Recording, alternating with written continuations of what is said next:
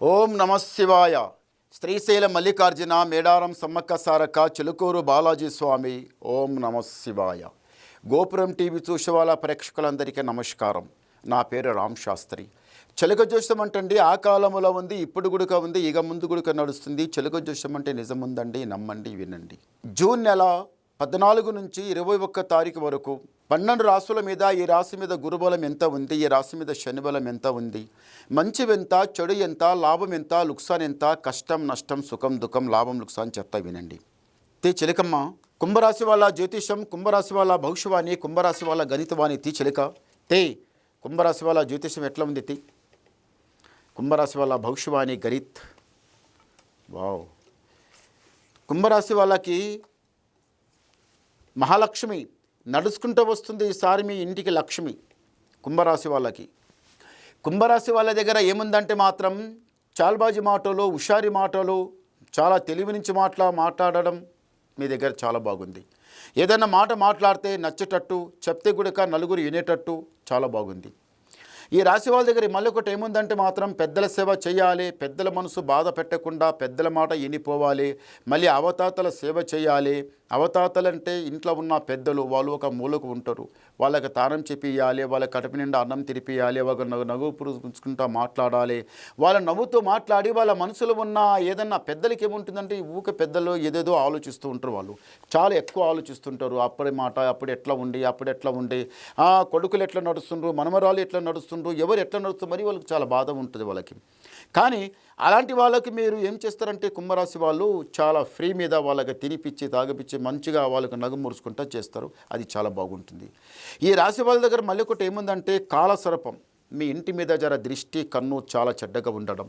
అది కాక ఈసారి ఇంతకుముందు కళ్యాణం చేయాలి, పెళ్లి చేయాలన్నప్పుడు కాకపోవడం, ఇంటికి సంబంధం రావడం వెళ్ళిపోవడం, లేకపోతే ఒక ఇంటికి పోయి చేసుకురావాలి అబ్బాయికి అని అనుకోవడం కూడా జరగడం లేదు. ఎందు గురించి అంటే ఇలాంటి కాలసర్ప దోషం ఉండవద్దండి. ఎందు గురించి అంటే మీకు ఈ దోషం ఉంది.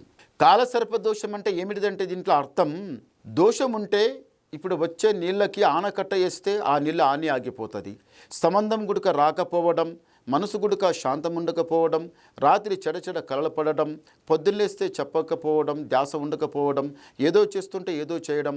మేము పోతిం గత రాహుకేతు పూజ చేసుకున్నాం, శ్రీశైలంలో పోయి పూజ చేసుకున్నాం, శ్రీకాళహస్తిలో పోయి పూజ చేసుకున్నాం కదా, మా మీద దిష్టి ఈ నాగదోషం, ఈ సర్పదోషం పొలేదామని అనుకుంటున్నచ్చు. చూడండి, ఒకటొకటి ఒక దోషం రావడం ఒక మార్గం ఉంటుందండి.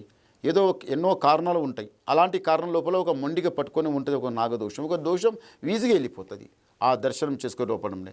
అలాగే మీరు ఏం చేయాలంటే భగవంతుని మీద భారం పెట్టి నడవాలండి. ఇంటి లోపల ఎందుకు పైసా రావటం పోవటం ఉంది, ఆగటం లేదు. ఆరోగ్యం కూడా సరిగా ఉండకపోవడం, మనసు కూడా శాంతం ఉండకపోవడం, పెళ్లి గురించి ఆలోచిస్తే జరగకపోవడం.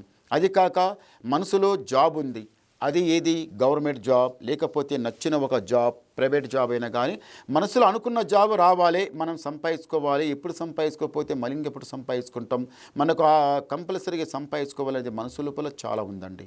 కానీ భగవంతుని మీద భారం పెట్టి ఉండండి, జరుగుతుంది.